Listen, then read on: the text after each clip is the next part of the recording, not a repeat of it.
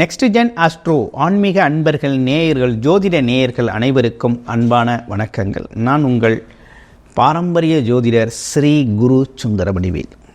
இப்போ பார்த்தோம்னா செப்டம்பர் மாதத்திற்கான பலாபலன்கள் எப்படி இருக்குது, ஒவ்வொரு ராசிக்கும் எப்படி இருக்கும், என்ன செய்யலாம், என்ன செய்யக்கூடாது, என்ன விதமான வழிபாடு ரொம்ப நல்லா இருக்குது அப்படிங்கிறத தொடர்ச்சியாக விரிவாக தெளிவாக பார்க்க போகிறோம். இப்போ பார்த்தோம்னா மாதம் நம்ம கிரக பயிற்சி பலன்கள், மாத பலன்கள் அப்படிங்கிற ஒரு விஷயத்தை கொடுத்துக்கிட்டு இருக்கோம். நிறைய பேர் நமக்கு பார்த்திங்கன்னா உங்களுடைய கருத்துக்கள் என்ன அப்படிங்கிறத கமெண்டில் பதிவு பண்ணிகிட்ருக்கீங்க. வாட்ஸ்அப் மூலமாகவும் ஃபோன் கால் மூலமாகவும் நிறைய பேர் தொடர்பு கொண்டு உங்களுடைய ஜாதகங்களை, சொந்த ஜாதகங்களை பார்த்துருக்கீங்க. அந்த வகையில் அனைவருக்கும் நன்றியும் வணக்கங்களும். இப்போ என்னென்னு கேட்டிங்கன்னா, இந்த செப்டம்பர் மாதம் மீன ராசிக்கு எப்படி இருக்குது? ராசியிலேயே ராகு பகவான் இருக்கிறார், 7ஆம் இடத்துல கேது பகவான் இருக்கிறார், 3ஆம் இடத்துல ராசிநாதன் சொல்லக்கூடிய குரு பகவான் அமர்ந்திருக்கிறார், 4ஆம் இடத்துல செவ்வாய், 5ஆம் இட சந்திரன், 6ஆம் இடத்துல 6ஆம் அதிபதி அரசாங்க கிரகம் சூரியன் ஆட்சி பெற்று புதனோடு சேர்ந்து புத ஆதித்ய யோகத்தோடு இருக்கக்கூடிய ஒரு அமைப்பு. 7ல் கேதுவோடு சேர்ந்த சுக்கிரன் நீசம் பெற்றிருக்கிறார். அடுத்து 12ஆம் இடத்துல சனி பகவான் பக்ரக நிலையில் இருக்கக்கூடிய ஒரு அமைப்பு. இதில் குறிப்பாக என்னென்னு பார்த்தீங்கன்னாக்க, மீன ராசிக்கு 7.5 சனி போய்கிட்டு இருக்கு. ராசிலேயே ராகு இருக்கிறார். ஆனால் ராகு இருக்கிற சாரம் அப்படின்னு பார்த்தோம்னா உத்திரட்டாதி நட்சத்திரத்தில் இருக்கிறார். அப்போ மீனராசிக்காரர்களை பொறுத்த வகையில் வேலை, தொழில், வருமானம் அப்படிங்கிற ஒரு விஷயம் நல்லா இருக்குது, அதிலலாம் குறைபாடு இல்லை. ஆனால் என்ன ஒரு சிக்கல் இருக்குன்னா, முழங்காலுக்கு கீழே கொஞ்சம் பார்த்து இருக்கணும். சறுக்கலான பகுதிகளில் ஏறுறது, இறங்கிறது, படிக்கட்டு ஏறுறது, வண்டி வாகனங்களில் போகிறது, பாத்ரூமில் தண்ணி இருக்கையில் கொஞ்சம் மெதுவாக நடக்கணும், விழுந்துடக்கூடாது. இப்படிப்பட்டதெல்லாம் பார்த்துக்கோங்க.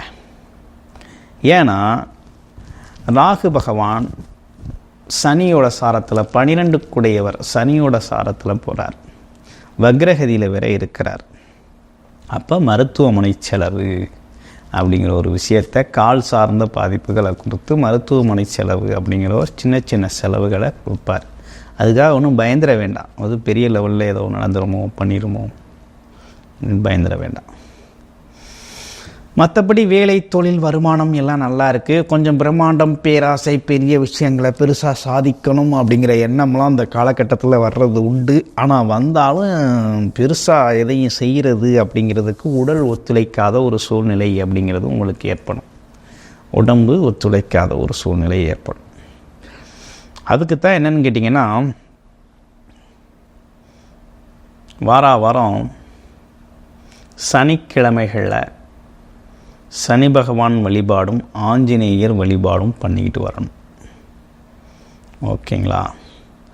அது மட்டும் இல்லாமல் கொஞ்சம் உடல் ஆரோக்கியத்தில் கூடுதல் கவனம் எடுத்துக்கணும். அப்புறம் உங்களுடைய ராசிநாதன் 3ஆம் இடத்துல தான் இருக்கிறாரு. பார்வை அப்படின்னு சொல்ல போனால் 11ஆம் இடத்தை தான் பார்க்குறாரு. அது மட்டும் இல்லாமல் 9ஆம் இடத்தை பார்க்குறாரு. பயணத்தால் லாபம் உண்டு, பணம் சேமிக்கிற அளவுக்கு வருமானம் வரக்கூடிய அமைப்புகள்லாம் உண்டு. அதே நேரத்தில் களத்திரம் அமையும். திருமணம், பொண்ணு பார்த்துக்கிட்டு இருக்கேன், மாப்பிள்ளை பார்த்துக்கிட்டு இருக்கேன் அப்படின்னா கண்டிப்பாக அமையும். பொண்ணு மாப்பிள்ளை அமையும். திருமணம் பண்ணலாமா? 7.5 சனி பாதிப்பாக இருக்கே அப்படின்னா தாராளமாக பண்ணலாம். அதுவும் உங்களுக்கு பண்ணலாம். ஏன்னா உங்களுடைய ராசிநாதன் வேறு. அதே நேரத்தில் பார்த்தீங்கன்னாக்க உங்களுக்கு ஒரு நல்ல தசாபுத்தி, திருமண காலகட்டத்திற்கான தசாபுத்தி நடக்குது அப்படின்னா தாராளமாக நீங்கள் திருமணம் செய்யலாம். திருமணம் செய்யக்கூடிய ஒரு நல்ல காலகட்டம் தான். ஏன்னா உங்களுடைய 7ஆம் இடத்தை குரு பார்க்குறாரு. களத்திரம், அப்படிங்கிறது அமைஞ்சிரும், வாழ்க்கை துணை அப்படிங்கிறது அமைஞ்சிரும் அப்படிங்கிற அமைப்பு இருக்குது. அடுத்து முயற்சிகள் கைகூடும். அதே நேரத்தில் பார்த்திங்கன்னா தொழில் அப்படிங்கிறது எந்த அளவுக்கு நீங்கள் முயற்சி பண்ணுறீங்களோ அந்த அளவுக்கு தொழில் நல்லாயிருக்கும். அடுத்து வேலை சார்ந்த விஷயம், அரசாங்க வேலை கிடைக்கக்கூடிய வாய்ப்புகள்லாம் சில பேருக்கு இந்த காலகட்டத்தில் அமையுது. போட்டித் தேர்வுகளில் வெற்றி பெறாங்க. குழந்தைகள் அரசு தேர்வு எழுதி வெயிட் பண்ணுறவங்களாம் கண்டிப்பாக போட்டித் தேர்வில் ஜெயிக்கிறாங்க. அடுத்து அரசாங்க வேலை கிடைக்கிது, உறுதியாக கிடைக்கிது. அடுத்து கமிஷன் தொழில் செய்கிறையா, ஆமாம், பேசியே சம்பாதிக்கிறது அப்படிங்கிற ஒரு விஷயம்லாம் மீனராசிக்கு நல்லா இருக்குது. இப்போ ரியல் எஸ்டேட்டு, அது மட்டும் இல்லாமல் இந்த பார்த்திங்கனாக்க மறைமுக வருமானம் அப்படின்னு சொல்லக்கூடிய ஷேர் மார்க்கெட் வருமானங்கள் எல்லாம் ரொம்ப நல்லா இருக்குது. அது சார்ந்த விஷயங்கள்லாம் இந்த காலகட்டத்துக்கு அவங்களுக்கு நல்லா இருக்குது. குறிப்பாக அரசு சார்ந்த ஆதாயம் உண்டு. அரசு சார்ந்த ஆதாயம் உண்டு. தடைப்பட்ட அரசு காரியங்கள் அனைத்தும் நடக்கும். அரசாங்கத்திலேருந்து கமிஷன், ஏதேனும் அரசு உதவிகள் கிடைக்கணும்னா இந்த காலகட்டத்தில் கிடைச்சிரும். அதே போல் குழந்தைகளுக்கு கல்வி சார்ந்த விஷயங்களுக்கும் கிடைச்சிரும். ஆமாம், அதனால் அரசு சார்ந்த விஷயங்கள் அனைத்தும் ரொம்ப சிறப்பாக நடக்கக்கூடிய அமைப்பு உண்டு.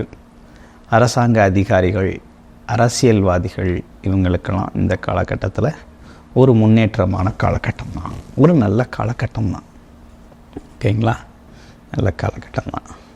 ஸோ நல்லதே நடக்கக்கூடிய ஒரு நல்ல காலகட்டமாக தான் அமைஞ்சிருக்கு. இதில் ஒரே ஒரு குறிப்பாக ஒரு விஷயம் என்னென்னா,